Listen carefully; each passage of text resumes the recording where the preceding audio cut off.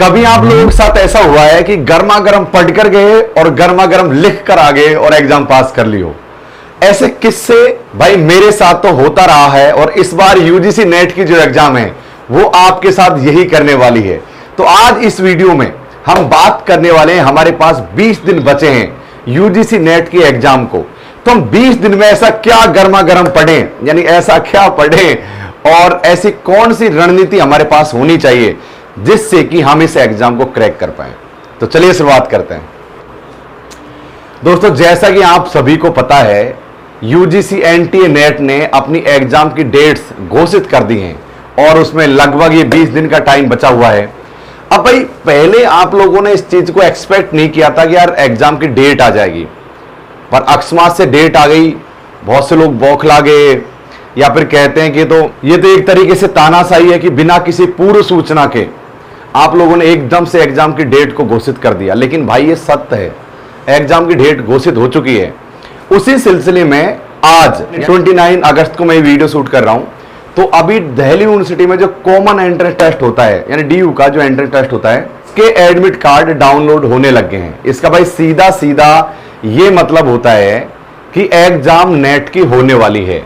तो सबसे पहले तो इस भ्रम को अपने मन से निकाल दो, और जितने भी वीडियोज चल रहे हैं मार्केट में यूट्यूब पर कि एग्जाम नहीं होगी, पॉसिबल नहीं है, कोविड है, ये है, फलाना ढिकाना, पहले तो ऐसे वीडियो को देखना बंद करो।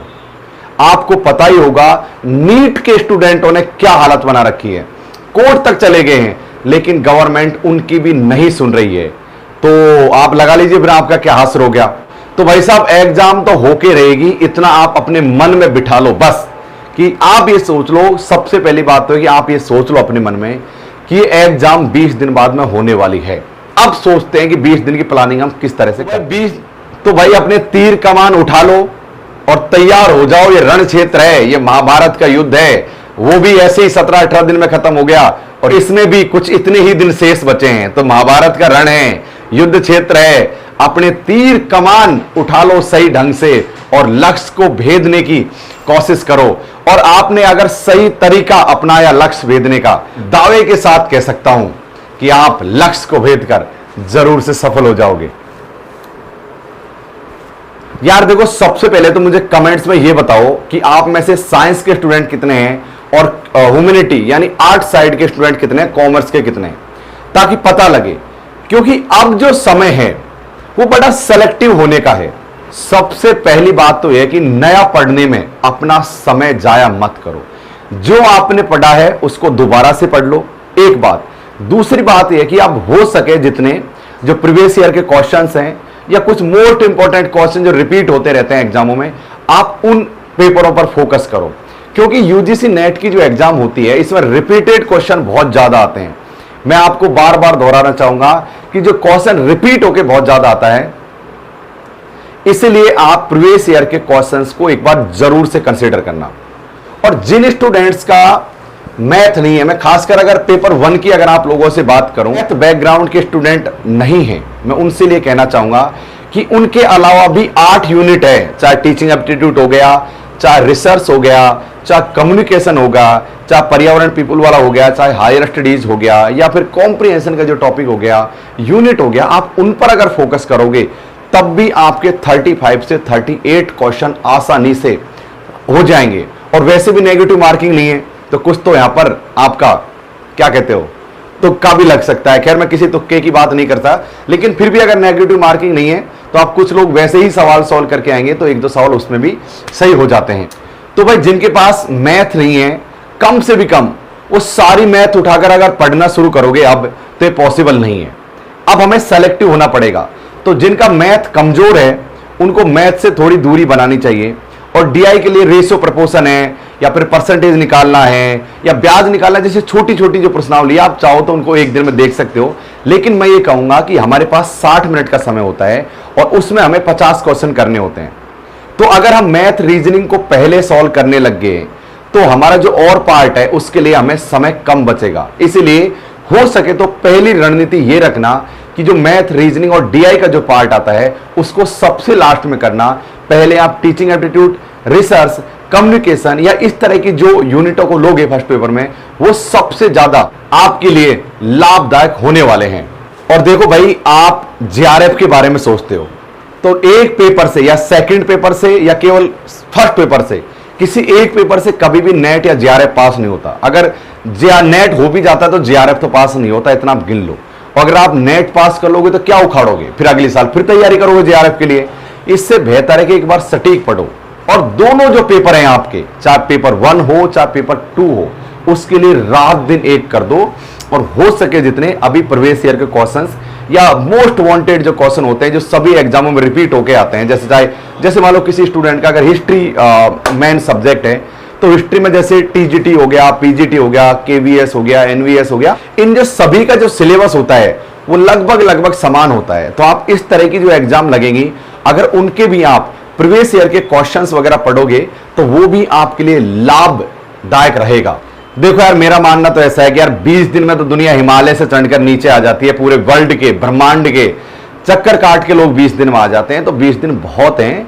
आप समय को डिवाइड कर लो कि मॉर्निंग में मान लो हमें फर्स्ट पेपर पढ़ना है और शाम को हमें सेकंड पेपर पढ़ना है, तो 20 दिन काफी है। ऐसा नहीं है। और टीचिंग एप्टीट्यूड वगैरह में इतना ज्यादा प्रॉब्लम नहीं आती है। टीचिंग हो गया, रिसर्च हो गया, आईसीटी हो गया, फर्स्ट पेपर में इतनी ज्यादा दिक्कत नहीं है। अगर आपने मैथ, डीआई इन चीजों का अवॉइड कर दिया है तो बाकी के टॉपिक आराम से 5 से 7 दिन में कवर हो सकते हैं।